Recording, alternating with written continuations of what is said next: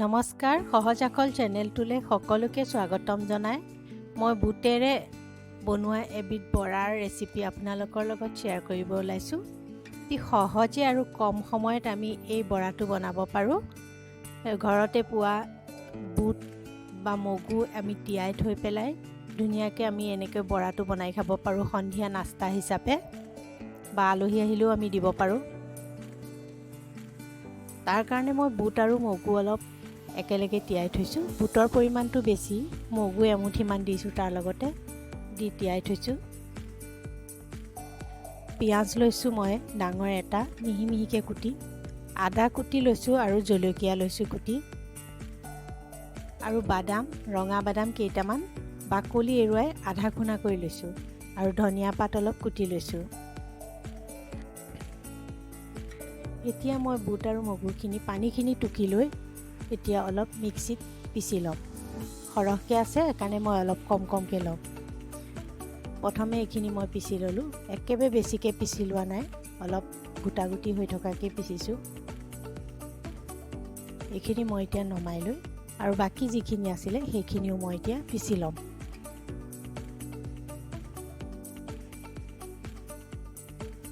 বাকী থকাখিনিও মই পিচি ল'লোঁ। ধুনীয়া জোখত হৈ গৈছে।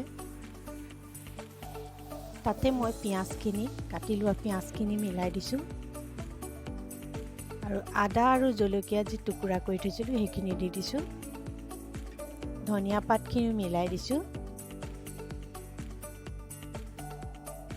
আৰু ইয়াতে মই আধা খুন্দি লোৱা বাদামখিনিও দি দিছোঁ। দি এতিয়া মই মছলাৰ পৰা নিমখ দিছোঁ, প্ৰথমে হালধি গুড়া অকণমান দিছোঁ, জলকীয়া গুড়া অকণমান দিছোঁ, জিৰা গুড়া আৰু ধনিয়া গুড়া অকণমান দিছোঁ। তাৰপিছতে মই অকণমান চাট মছলা ইয়াতে দি দিম, প্ৰায় 1 চামুচ। চাট মছলাটো পিছতো দিব পাৰে, মই এতিয়া একেলগে মিলাই দিছোঁ। আৰু ক'লা নিমখ অকণমান দিছোঁ, প্ৰায় আধা চামুচ হ'ব। দি মই এতিয়া এইখিনি ভালকৈ সানি ল'ম। এইখিনি ভালকৈ মিলাই ল'ব লাগিব। গোটেইখিনি মছলা, আদা নহৰু পিঁয়াজ যিখিনি মই মিলাইছোঁ গোটেইখিনি মিল হোৱাকৈ ভালকৈ সানি লৈছোঁ।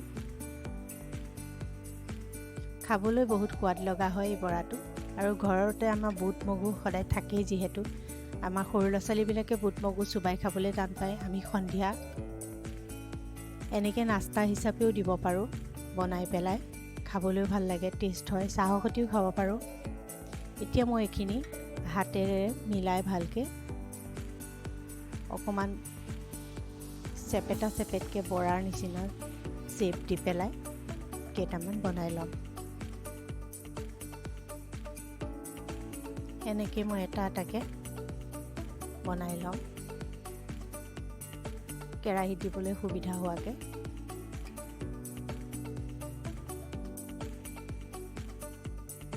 ধুনীয়াকৈ এটা এটাকৈ মই বনাই লৈছোঁ।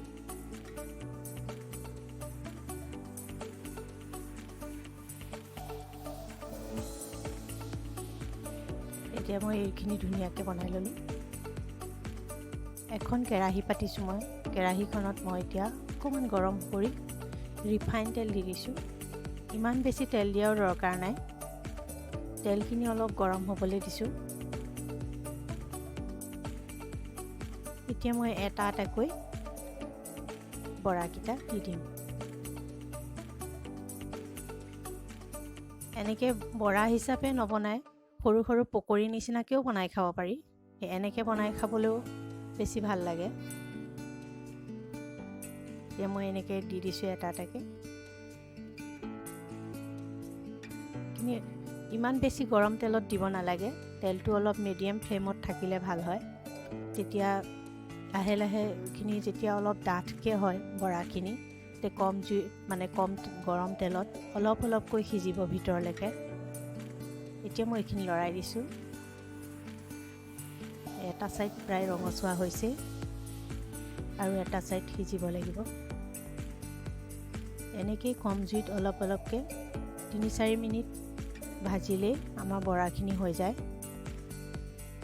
এই দুইটা সাইডে ধুনীয়া ৰঙচুৱা হৈ গ'ল। সাইডবিলাক মচমচীয়া হয়, ভিতৰটো কোমল হয়, খাবলৈ ভাল লাগে। এইখিনি মই এতিয়া এখন প্লেটত টিস্যু পেপাৰ এখন পাৰি লাহে লাহে নমাই দিম।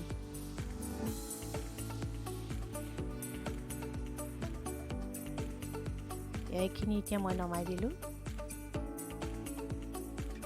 এটা এটাকৈ।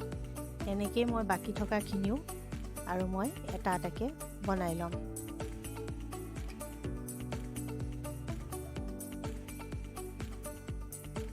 নমাই দিলোঁ আৰু এখন প্লেটত মই ধুনীয়াকৈ সজাই দিলোঁ। এনেকৈ মই চচৰ সৈতে দিছোঁ, আপোনালোকে চাটনি সৈতেও খাব পাৰে। এনেকৈ খাবলৈ বহুত ভাল লাগে।